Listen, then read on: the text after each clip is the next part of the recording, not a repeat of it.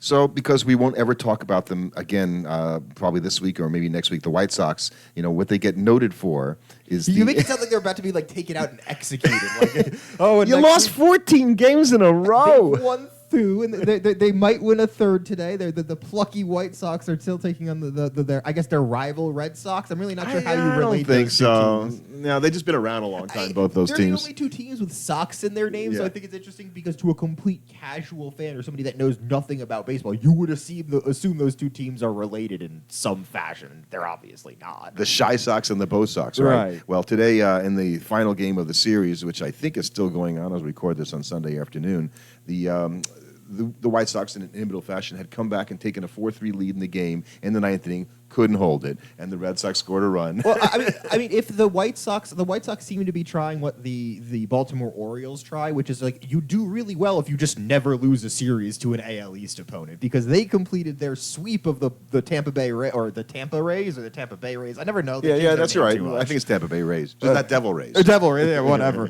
All I know is they're the losers because they got swept this weekend, and Baltimore makes it 21 straight series victories against AL East opponents, which is just. Right, you got to stop for a second. Think about 21 times. That's in a row. a brave dominance over another division. And it's funny because that means that obviously they haven't played the Yankees yet. That much Because 21 series wins in a row means that it includes beating the Yankees. And they have played them this year. Right. So and yet the Yankees have a fairly decent lead over the Orioles right now. Although it hasn't gone, I guess, so good for the Yankees in the showdown series with the Dodgers. They did better against the Twins, and it's kind of a nice stretch for the Yankees, right? They played the Twins. They did well there. Well, I mean, have you looked at what the Yankees have done to the Twins over this past decade or something? It's insane. How about in life? They've just done bad things to the Twins. No, since 2001. Let me make sure I get the statistics here, because I think since this period that the stat was being measured, the Twins had a .514 winning percentage against everybody else. Everybody else, not named the Yankees. Not named the Yankees during this time frame, and then against the Yankees, I think it's 214 in this time period. For whatever reason, they just cannot beat the Yankees for whatever reason. And then so the Yankees went in a brilliant game Friday night, pitched by Yamamoto and Luis Hill, that went scoreless through 9 innings, which is kind of cool, even through 10 innings. And the Dodgers put up 2 runs in the 11th inning, and the Yankees only could get 1, and they lost the first game of the series there. And then yesterday, the game was kind of going along. It was a 4-2 game. I was actually watching the part of the game a little bit. Really exciting. Ohtani gets on in an error. Dodgers load the bases late. Tommy Conley can't really control the pitch yesterday. He's a good relief pitcher, and Teoscar hits a grand slam home run. So now it's 8-2, and for good measure, the Dodgers put 3 more up in the ninth. Right, and it looks like that. And so what it was is the Twins are 44-123 against the Yankees since 2002.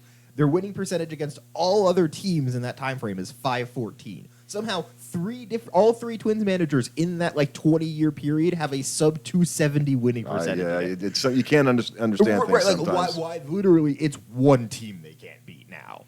So, and then there were some other big stories last week. I just want to finish up, on the Luis Hill thing, because I have seen that he is the first Yankee pitcher to start his career throwing, I guess now 8 straight starts of 6 innings or more with 3 runs or less. Right, and there's a lot of great Yankee pitchers in history. And for this guy to be the first. And this kid is playing himself into multiple big. I mean, he is getting tossed around as an All-Star game starter. There's a very real chance of that. Right now, he is the Rookie of the Year in the American League unless something changes. I gotta feel the Yankees are a little nervous, right? He's already pitched a lot of innings. Right. I don't think you started the season thinking Luis Hill was going to pitch 160 to 200 innings. Right, and the problem is now, how many innings has he got already? And I think that's going to start becoming the problem for a guy like.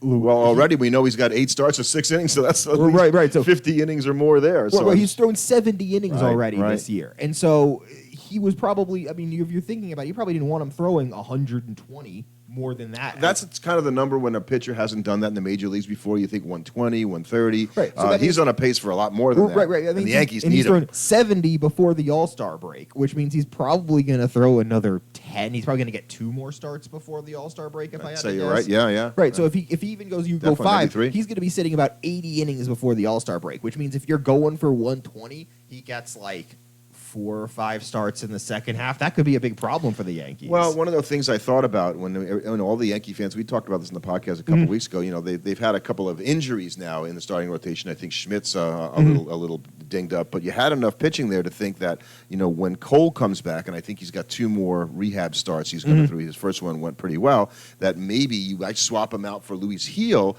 and just let him sit a little bit and then, bring him back again, I keep bringing up the Marlins doing this with Yuri Perez last year. Right, but that didn't really work out. It didn't work out last year, and it didn't work out this year because the guy's on the injured list now with a bad arm. If anything, that sort of speaks to the idea that maybe you really should protect Luis Gil. If you look at a young guy like Yuri Perez who wasn't protected, dude, they ran him out there. Well, they did protect him because they sent him down to keep working. They sent him down, and I don't think he pitched as much in the minor leagues, and they were just trying to protect innings. But then they brought him back up. They brought him back because I kind of think we're trying to win. They had a they run made last the playoffs, year to make but the playoffs. now it's cost you 2 years. And if you're a Yankee team, you're going to make the playoffs this year. Right, and so you're going to need Luis Gil to contribute. Right. I think there's a real good chance he gets sent down to AAA and barely starts in the second half. I just think you got to find a way to manage the innings and keep the guy sharp at the same time. It's not easy, right? And you've gotten a lot. You got 74 innings from Marcus Stroman in this first half. Having watched Stroman pitch and seen him the last couple of years, you really worry about him in the second half. Is he going to be the same guy? Right, because he's a guy that tends to burn out a little bit. Same with Taijuan Walker, who, if you're a Philly fan, you're concerned because he kind of burned out in the first half this year. And I'll even say that Nestor Cortez is a guy, and who knows what you're going to get from Rodon the longer the season goes, right? Right. These guys are older pitchers a little bit, and so that having a guy like Luis Gil not be able to be a horse, it's a little bit different. You should hopefully get a full season out of Gerrit Cole. You've gotten once he starts. Really good starting pitching from Gil, Stroman, Rodon, and Cortez. Will they be? I think for the Yankees, in terms of them winning that division and sort of going away with it, that has to be something that stays consistent in the second half. That obviously has to be a concern for the Yankees in the second half. The best shot they probably have, when you think about it, is that the Orioles have bigger pitching worries than do the Yankees in terms of their guys being injured. Right? They lost Means for the season again. Well, if you look at in terms of their qualified players, it's basically nobody in terms of pitchers. None of their pitchers have pitched enough. Corbin innings. Burns hasn't? He's the only one. Oh, okay, yeah. He's the only guy that's pitched enough innings to qualify. And Grayson Rodriguez right now, but he's on the IL, I believe. Right. So, I just think that's going to probably be the Yankees' biggest asset to winning the division. They've also gotten a year, and I'll stop with the Yankees already. This Anthony Volpe has... no, Rodriguez is fine. Never mind. He pitched today. Okay. Volpe is having another good season. He had a good season last year. And it's funny, when you play shortstop for the New York Yankees and your name is not Derek Jeter now, I don't know what you have to do to get noticed, but I think Volpe's kind of fallen into that a little bit right now. Guy does a lot of good things for the Yankees, and I don't think he's in the top hitters in the American League to boot. I think it's just when you look at Volpe, he's hitting 285. He doesn't have any one stat that's particularly sexy, and he can run. Right, but the thing is, but he's got 12 steals, so it's not like he's stealing some ungodly number of bases. On a pace for over 30 for the year. Right. But for a guy that's hitting 285, he's got some homers. But when you've got Soto and Judge on your team who are doing so unbelievably well, a guy that's just having a good season at shortstop probably isn't enough to get talked about with any kind of regularity. You mentioned Soto, and it made me think, I thought I was going to stop at the Yankees, but the one other thing about him I think in some weird way, the fact that he didn't play the first 2 games this weekend somehow makes him more money. Right, because the Yankees without Soto in the lineup, all of a sudden that lineup was like, that they're not scoring a lot of runs. Oh, they have some issues when he's this not. Guy the linchpin right, there? Because when you start looking at all their players outside of those 2, they're not. Nobody's really. Yeah, I mean Stanton's having a good year when he's the third guy. He's not the second guy. Right, and Stanton's still hitting 228. Right, that's what I'm saying. So you don't pay attention, or you look at Stanton when he's the third hitter. It's a bunch of home runs. It's a lot of home runs, and he's a fearsome presence in the lineup. So, very interesting. That and if you're the Soto Yankees, is going to. Are you thrilled with the platoon performance you're getting at Oswaldo Cabrera and John Birdie at third base? No, but that's a team I expect to be buyers at the trade deadline. Oh, I'd say that's true. They're going to make moves because that's a team. If I'm the Yankees, I'm thinking, this is not a crazy strong American League. You've got a lot of good teams, but I would have big question marks about just about every other team in the postseason. The Orioles haven't shown me they can get it done in the postseason. I would have questions about literally any team coming out of the American League Central, as well as all those teams are playing. And the AL West, unless the Rangers suddenly turned it on and played really well the second half of this season, I'd have questions about all those teams too. Well, the whole division, aside from the Mariners, who just are right now playing better than the other teams, they're all kind of jumbled in there together with records, give or take around 500 or 3 or 4 games below or like above. The Astros. Nobody's playing particularly Nobody's great. playing well. It's too hard. There's almost 100 games left, so Right, there's a lot to go. In I'm that just division. saying, if I'm the Yankees and I'm looking at things right now on June 9th, forecasting a month out from now, I'm thinking, oh, we could definitely take the American League pennant this year. And in the American League Central, you still got the Royals trying to chase down the Guardians, and in their game, And the Twins trying to chase them both down. and the Royals actually come in and play the Yankees now after the Dodgers series. So that's quite a nice 3 series for the Yankees to play, and the Royals are going to get a good measure of themselves, coming to New York. But and doing they're that. hanging on right now. They Yep. played a tough weekend series here against Seattle this weekend. I think if you're the Twins, you have to make a move coming up this week. You're playing the Rockies, who have been playing better, but it's still the Rockies, and those are the series you can't drop if you're the Twins, and you're trying to get back into the AL Central race. And while the Twins are a good pitching team, they're not getting as good a year, even close, from Pablo Lopez this year. Kind of hard to have as good a year. Well, as but the thing is, I think you counted on better than what you're getting right now. That and I think is fair. In order for them to contend, and he's going to have to be one of the guys that pitches a heck of a lot better. So, in the National League, look, the Phillies, who I guess split the London series. with the Mets. lost a game to the Mets that they probably thought they had won. I think if you're the Phillies, you expect going into the ninth up 4-3 that you're going to beat the Mets, especially when you're facing their 7, 8, 9 hitters in that. But as we talked about, Ranger Suarez, he looked great yesterday. The pitching for the Phillies is actually outpacing the hitting to a I think degree. the big thing that I've seen with the Philly team is somehow out of nowhere they've ended up with this bullpen with all of these quality arms: Orion Kirkring, Hoffman, Alvarado. Like, you've got all of these high-end good relievers that have pitched now in the postseason. And that's going to be a real strength for that team, because if you're the Phillies, you're still thinking Wheeler, Nola. Yeah, we can win any series. Wheeler, Nola, and that bullpen with our offense, yeah, we could take anybody in a series. And the Phillies, when you think about it, we're a little early for projecting out the season, but when you have a record like the Phillies do at 45-20, it's not that you have a 9-game lead on the Braves. Is that in order for you to blow it, you got to really go through a bad stretch. The thing for them is playoff spot for the Phillies, I almost want to say, is guaranteed. I kind of feel that way already. Just because, sure, is there a world where maybe they somehow lose the NL East? Yeah, we all saw what the Braves did a couple of years ago, where they went on played like 750 baseball for the last half of the season. They could do that again and catch the Phillies, but look how bad the rest of the NL is. The Phillies would somehow have to basically become like a 300 winning percentage team. If the Phillies went 47-50 for the rest of the season in their 96, they would still win 92 games and make the playoffs. Correct. So that's it right there. Right. So they can be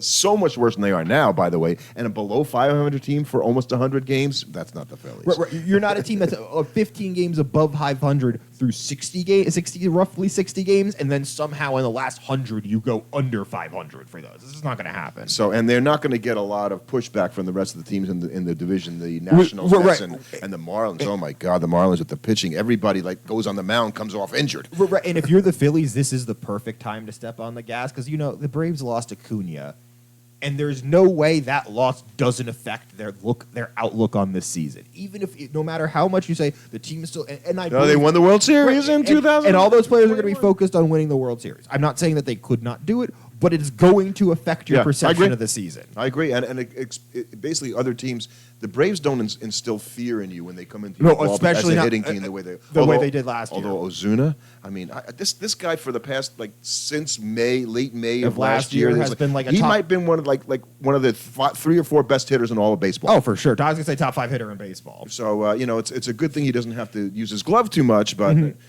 And I think if you look at the NL Central, I think the NL. It's interesting that the NL Central is more or less a mirror of the AL Central and the AL West, just minus the terrible team at the bottom of it. Right. Everybody in that team is you've got the Brewers, who are out in front. They're 9 games over 500, and then you've got a whole bunch of teams that basically have the exact same record. So where the Cubs, the Reds, the Cardinals, and the Pirates will sort of sort themselves out, I don't know. But it'll make for a really fun NL Central this summer when you've got 4 teams that are all Agreed. conceivably in the postseason race. Agreed. And because I picked the Cubs, I'm a little disappointed Right. that they are not Well, I think playing what's well. interesting is that what we once thought was an NL wildcard race for 2 teams, with the Braves not kind of pulling away like we thought we were, it might be a 3-team wildcard race because everybody else kind of has the same record. So you have teams like the Mets at 28 and 36, like the Diamondbacks at 30 and 35, who, by all accounts, shouldn't really be in the wild card race that kind of are right now. Yeah, and I'll just say this for teams like the Mets that are like 8 games below 500. So you think, okay, we could do a couple of things. I just don't feel like a lot of those teams are going to turn it around like the Nationals of 2019. No. And all of a sudden become this really good team. And But all it takes is one streak at the right time that all of a sudden now you're back at 500, and who knows? And with the rest of the league not playing well, that might be enough. And it's been said by many people, the postseason in Major League Baseball now is a tournament. Right, it's not you winning the pennant and you get to the World Series. Obviously, you've got all the playoff rounds, so it doesn't really matter. It matters how you're playing then in the playoffs and before you get to the World Series. And boy, you just don't know. Teams do it from nowhere. Right. It would not be a shock that a 80-something win team wins the World Series this year. It's happened. It's happened, and it almost happened last year with the Phillies and the year before. And the NL West is actually not that different either. They look a little bit like the AL West, with the Dodgers being a much better team, obviously, than the Mariners, who currently lead the AL West. But none of those teams are going to come close to the Dodgers. Dodgers have that division already. Right. And I'm just still looking at the San Diego Padres going, why aren't you better? When are you going to be better, is what I think when I look at Well, that. no, now I'm starting to get to why. Because when the window on when for me is closing, it's the same thing with the Mets that I've been saying for so long. It doesn't matter how good we perceive these players as being if they don't win. So it doesn't matter how good we might think the players on the Mets are, how good we might think the players on the San Diego Padres are, if they're both sub-500 teams. Yeah. Like, obviously, they're not that good then. And the Padres basically infield is a team of shortstops that have been moved around to other positions when you think about it, right? Right. So you had Manny Machado playing third, who's not having a great thing. He was a shortstop before. Right. Okay, then you had Tatis, who was a shortstop. He's playing right field right Who's now. actually blossomed into He's a actually fantastic done a defensive very good job outfielder. out there. You had Ha-Sung Kim, who was a shortstop. Now he's a second baseman. Now he's a second baseman. You had Xander Bogaerts, who was a shortstop in Boston. Now he's just injured. Now he's just kind of cosplaying as a shortstop. And Jake Cronenworth was a shortstop, and they moved him to first base. So I don't know what that is with the Padres, with all the shortstops around that team, but they found other places to play. They just don't play that well together. Right, and they're a team. They're 30. They're really the only team. What's interesting, if you looked at the expected win losses of most of the teams, pretty much everybody is roughly within like 3 games of their expected record. No, there's not some team that's like finding a whole lot of ways to lose and should be better than what their record is saying. No, pretty much everybody's performing how they should be, or how they've been playing. I don't know how fans feels like. Is this somehow like a fault of MLB that you're going to get to probably to July 1st, and you're really not going to. You're going to have a couple of teams that are better than everybody else, and then who knows what's going to happen with the playoffs with the other teams? Is that what we want? Like, it's so uncertain. Well, the thing is the playoffs responsible for that? I don't think so. I think it's just a weird quirk that's happened this year. You'd have to have somehow that MLB has done something to engineer this particular situation this year. Which how could they possibly engineer a situation where everybody's just kind of mid? It's just that everybody has a chance, and isn't that what we want? There's some more teams have a chance. I think that's the goal. Right. But if all of these teams were 5 games over 500 instead of 5 games under 500, and there were like a couple more bad teams in every division, would that necessarily be better? I don't think there's any real difference. I think if your team is on the fringe of making the playoffs, you're like, I like things the way they are. Don't change nothing. So let's talk about the All-Star game a little bit. The MLB. So you said they're changing. Yeah, you said they're changing stuff. Right. They've got all kinds of future skills showcases for players. Obviously, trying to extend the weekend into an even more thing, so that think about the game. The Major League Baseball All-Star game is on Tuesday. Most of the other sports, the All-Star game is on like Sunday or the weekend. But MLB now is going to have stuff on Saturday. It's going to have it on Sunday. We got the Home Run Derby on Monday. It's like, oh my God, we're going to have a 4-day All-Star break and all that kind of stuff. Can you give me a break? But they came. MLB. I'm going to be 100% honest with you. You want more people to turn into the All-Star weekend and watch all your stuff. You want to know how you do that? Put on a better game. Yeah. Well, like that's the same thing with the NBA. Like, you're trying to stick all these special events and skills. It's an exhibition. Right now, I want to watch a good game. Put a good game on for the All-Star game. People will turn it. If you had the kind of excitement that you had in the World Baseball Classic, Right. which I don't know that you can do that No, you're given the not gonna- circumstance, because it's an exhibition. But that's an exhibition game, but it's a more important It's a more exhibition game. extraordinary Yes. exhibition game. So what they're going to do is they're going to try to bring these kids in, and remember the MLB is playing on Saturday and Sunday, so they're actually going to be in Texas and Arlington at Global Life having these events before the players come in there. I guess after their games on Sunday, they will fly in and be there for the game. So they've got the players on Saturday. They're going to have a skills showcase with players in the Futures game, and it'll take place after the Futures game is over. They're going to have a round one hit it here, and hitters will aim to hit infield and outfield targets in order to earn points corresponding with each target's value. And I won't get too deeper into it. So that you're able to hit the ball where you want to hit the ball, which let's not even get into that. Let's not even get into that. Call your shot, round two. That's at least fun, but that's just home run derby with an. Well, it's the same play. kind of thing, though. To start, they will announce which field, left, right, or center, they'll try to hit the ball. If successful, they will then choose to hit the ball to one of the two remaining fields. All once successful will have to hit to the last field. And after all the fields are cleared, hitters will continue to call their shot to any field with their remaining swings. All hits must hit the outfield grass, which is interesting. And then round three is swing for the fences, using swing for the fences. Hitters will showcase their all-field power and attempt to hit home runs. That's the idea. Yeah. Batters will earn bonuses for homers hit to the batter's opposite field and will have the opportunity to earn additional bonus points for streaks of home runs. So you're going to have a bunch of guys that you've never heard of, and watching them compete, I'm dubious about the success of it. Who's going to watch this thing? We're gigantic Yeah. baseball fans, and I'm thinking I have so many other things. Even the Futures game itself, if I can watch an inning or two of something like that, and then I'm like, okay, I'm just I'll watch the inning of the Futures game where I know some guy that's going to be on my team might show up. So let's talk about who you and we have for All-Stars this year, and see if you agree with the favorites that have come out first. We'll start with the American League. So right now, I don't know if these are league-leading vote getters. I think this is just projections as who we think is going to make it, because it's done by voting by the fans. So Vlad Jr. and Josh Naylor Makes sense. Okay, is the choice at first base. Altuve and Marcus Semien at second base, if you think around the American League. Altuve, I don't know. I don't know how well I feel about that. He's not been playing great these last few weeks. He's really struggled since the calendar flipped over to May. Is that true? Because we're in June now, so maybe it's got better for him again. I don't know. I don't think I feel like he has not been playing particularly great recently. Like granted, he's turned on a little bit, but yeah, he's down under 300 now. He's not, and with how well he was playing earlier this year. But when you go around the rest There's of the not a lot American, of other guys. That's kind of what I'm saying. And so at shortstop, you've got an embarrassment of riches. It's going to be Gunnar Henderson. Yeah, and well, Bobby Witt Jr. Obviously, I think so. It's hard for me not to have Corey Seager, But he hasn't really done that well. Well, this year. he's been injured a lot, and so it's like that dude. And obviously, I picked him as my MVP. Right. So I think that has a lot more to do with you. I think he should be the all-star. and I'll toss Volpe's name in there only because he won't get it. He won't has get no it. shot again. But it'd be interesting to see him, see where he does in the voting.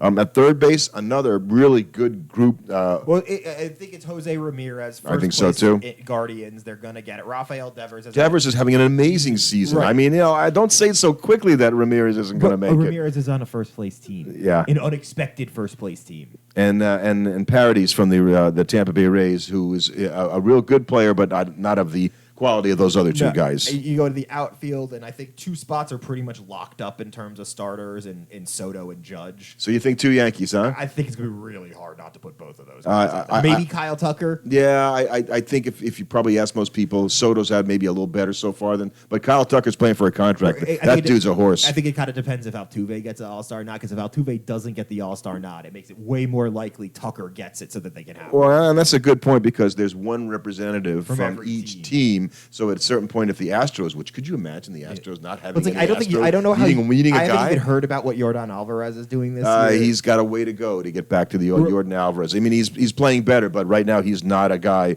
necessarily. He's because the DH spot in the American League is not filled with guys. I mean, I think it's Ryan Jeffers, who's like the only other guy that's really having any kind of season. So you get Judge in center field. there really isn't another center fielder that I think is even It close doesn't to matter. Aaron Judge right now. The thing is, Aaron Judge is getting one of the outfield spots, no matter what. Because we want to watch him play. And he's also been the best player. Riley Green and Tyler Ward, who's having a nice season this year. It's nice to see his name at least in the conversation with All-Stars. I think Adley Rutschman will be the starting catcher. I think that I would probably sentimentally try to go for Salvador Perez, who's having a great season. Yeah. And has put himself, I think, even closer to that Hall of Fame. That could be the kind of thing where it depends if who's getting the starting nod between him or Witt Jr. Yes.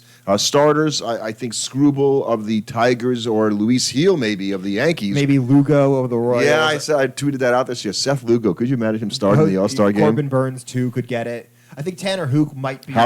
He might be a Red Sox representative. I think Mason Miller will be the A's representative as their closer. Yeah. There's some good guys. Kirby Yates has had a nice season for the Rangers in the bullpen. Eric Fetty will probably get the nod. Eric Fetty's going to be traded soon. Yeah, but he'll get the nod for the White Sox because it's not going to be Luis Robert. And how about in the National League? Let's see, at first base. Freddie Freeman, Bryce Harper. Yeah, that's easy. Yeah, you don't really have to think about that one. Pete Alonso, not this year. He has not played well enough. No, he could be. This is going to be crazy. You're not going to like this at all. Pete could be the Mets representative. Oh, he very much could be. Well, no, that depends on what happens at shortstop, obviously. Right, because I think at second base you're probably going to see Arias and Ketel Marte. Ketel Marte, I think, is certainly after they beat the Mets up last weekend. I think he's definitely a high. And Arias is just. Dude can hit. Yep, dude can hit. I guess that's with no punch. Shortstop's going to be Mookie Betts, right? Right. So how could it not be Mookie Betts? Right, and so this is why we say it's maybe not Lindor, because Lindor, though he has played much better like the last couple of weeks, has not had a great season so far. But the issue for him is there's a bunch of other teams that have not been very good. Whose best player is their shortstop? No. So you have a team like the Washington Nationals and C.J. Abrams. You have a team like the Reds and Ellie De La Cruz, who actually has not been that great recently either himself, so I don't know if he get the nod. But he does spectacular things all the time. And he's a story, so he's the kind of guy Major League will want to put in as the Red representative. So that might kind of hold Lindor out more because of politics and other teams and him maybe not deserving it or being the second best. And I think in terms of advanced stats like WAR and whatnot, Lindor is near the top. Serves really well, right. but that's not going to be enough. In fact, like you said, the Reds don't have a representative. It's going to be Ellie De La Cruz. Alex Bowe might be the representative at third. You might. I think Ryan McMahon would be nice to see. The Rockies need somebody. Right. And he's been their best player, so there's a very good chance it's him over there at third. The Marlins need a player, and Jazz Chisholm could be that player in center field. Yeah, I feel like they're going to really struggle to find the guy for the Marlins that they're going to put out there. And Christian Yelich, although he's not quite as singeing hot as he was early in the year, is probably going to get a shot, as is, believe it or not, Jurickson Profar. Was that a year? So, not only he was like a guy that they had signed because they needed a body. Right, that's what I'm saying. and he wasn't even going to be who knows what was going to happen to him. Catcher, I think you've pretty much got it locked up between Realmuto and Will Smith. I would pick William Contreras. Right, because he's had a ridiculously crazy hitting start to the season. And the Cardinals do need. No, this is the Brewers. The Brewers Contreras. Right. The other guy broke his. Remember, J.D. Martinez broke his hand when his arm. Yeah. His arm. Was gruesome. So and I always confuse Wilson and Williams. You're not the only one, by the way. I just know that Wilson was always a Cardinal. That's how I remember. Oh, okay. But it was a Cub, and then he went straight to the Cardinals. And then at DH. It's you feel kind of bad for Ozuna because he's had such an unbelievable year this year. But let's be honest, it's Ohtani. There is a 0%. That is the easiest All-Star spot to predict. Well, and here's the thing, right? If you're Ozuna, and I don't even know who the other Braves representative might be, which makes me think about: do you need a backup DH for the All-Star game? You might end up with two. do you need? Why would you have two DHs? Maybe you send Chris Sale as the representative for the Braves. Well, he might get picked, by the way. So I think that's an excellent point. And right. I think your All-Star game starters are probably going to get picked between Wheeler, Imanaga, and Imanaga. God, you have trouble with that name. Yeah, I do. And Tyler Glasnow. Yeah. I could see Glasnow starting the game, or I got to believe the Dodgers are like, man, he's pitched a lot of innings already. He's never pitched more than 120, and he always gets hurt, and he's really good when he's good. But maybe they're just sticking their fingers in the ears going, la, la, la, la, la. We're not thinking about this. I think so, too. I'd love to see Paul Skeens of the Pirates pitch in the All-Star game. That would be cool. What do you think about that? Has he earned it?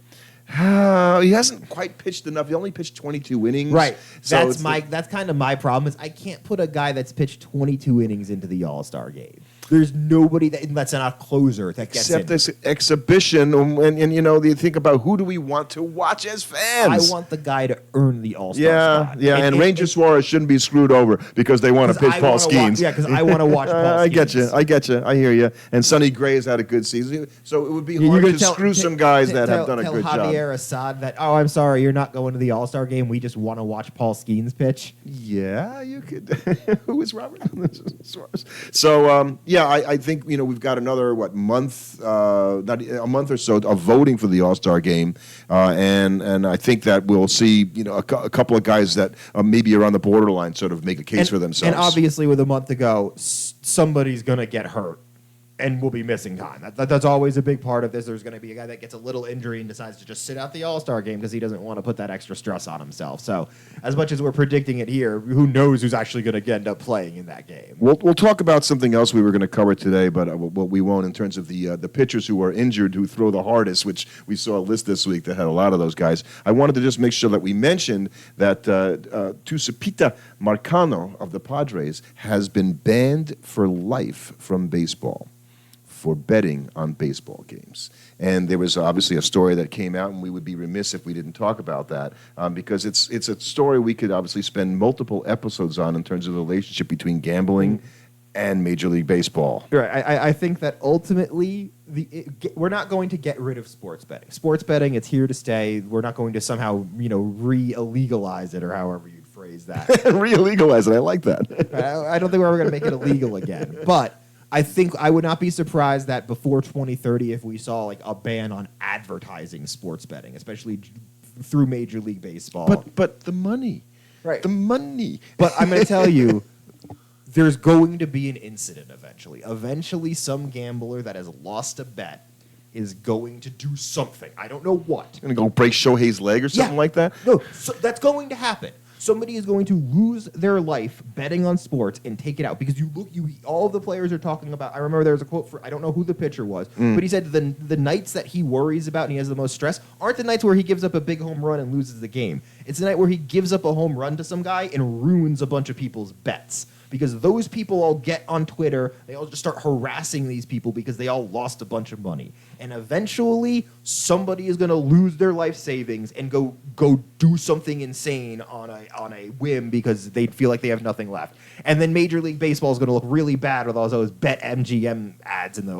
outfield. I can't believe I'm going to say this because I'm normally not the one that is the complete and total cynic, but I have my doubts that Major League Baseball has the heart to basically take the money out of this to having these guys stop advertising. That's why I'm saying it's going to require a tragedy. Right. And it's going to They're not going to do it of their own accord. No, they're going to do it we're too tied to gambling and their advertising, so we're going to stop that now. Right. But fans, for the people out there, if you've ever wondered why, after certain games, it seems like there's people out there that just really, really dislike a certain player. Like the level of vitriol does not match. Right. It's not because you have fans that are that passionate about how well a player performed. It's because you have gamblers that are now coming into your fan spaces getting angry because they lost $100 when X guy did or didn't hit a home run in a game. Exactly, and in watching the Mets-Phillies series in London, and I'll just say about the field, and when they played at West Ham Stadium, they did a really good job. You can watch on video them making the field. It took 19 days